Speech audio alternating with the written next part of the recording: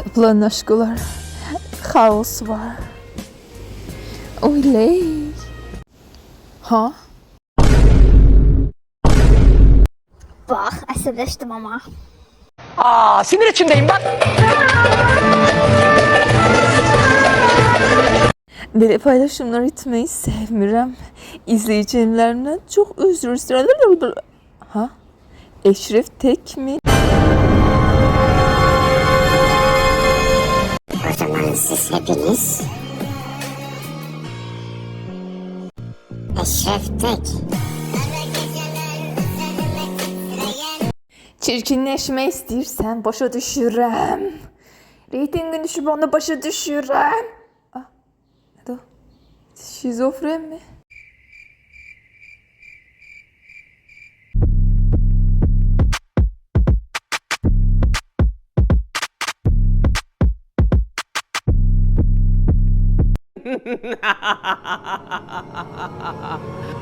Çünkü şizo özüdür. Şizo.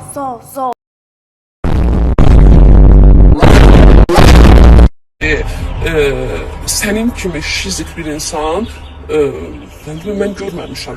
Əksər hallarda şizofreniyadır. Sənin kimi şizik bir insan Şizik bir insan.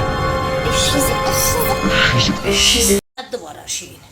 Her şeyin bir haddi var. Hemen bundan artık edeceğim. Her şeyin bir haddi var.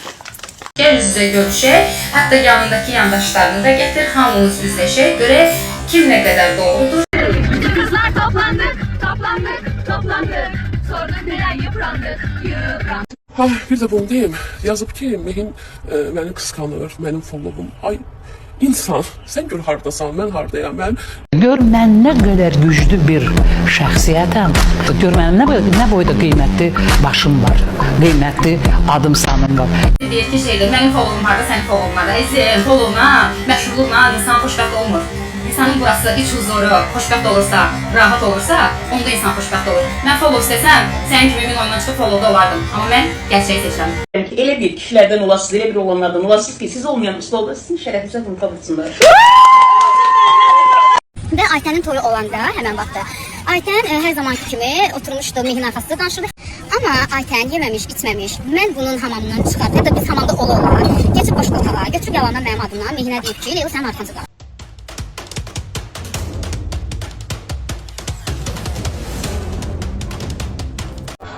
Aytənlə söhbətimiz olmuşdu və orada həmin xanım mənim arxamca danışmışdı. Bana ne amına koyayım?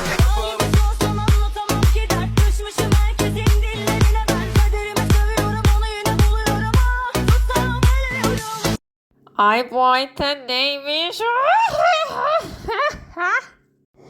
İndi kim haklı da kime kulassam o aklı gelir bana. Ayten haklıdı. Məşhur telekarıcı belə onların qrupunu pisləyəndə orada belə rəydə onların tərəfindən danışmışdım. Mən beləyəm. Mən bax belə şirinəm, safam, təmizəm, tez allananam. Yapışan adam məndən qopa bilmir. Təmizliyimdən də çox istifadə edirlər. İnarsınız, mən anlatmaq o qədər asandır.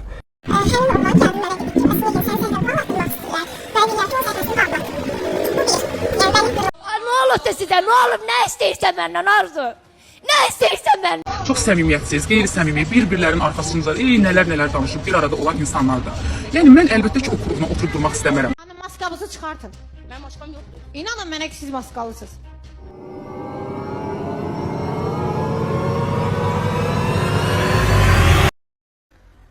Ah bu kimdi? Ne oluyor lan? Kim lan bu?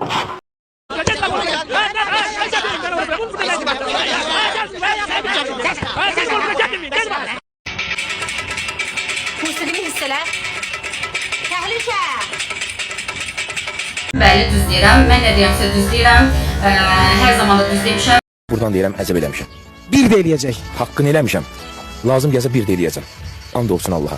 Heç nədən peşman deyiləm. Bu il, yəni bu 5-6 ildir məndən uzaqsan, bundan sonra bakışı yəni uzaq oldu. Yəni mən sənin yəni adımı belə eşitmək istəmirəm də. Yəni Beni çağırmayın kardeşim. Beni çağırmayın. Hepinize söylüyorum. Beni çağırmayın.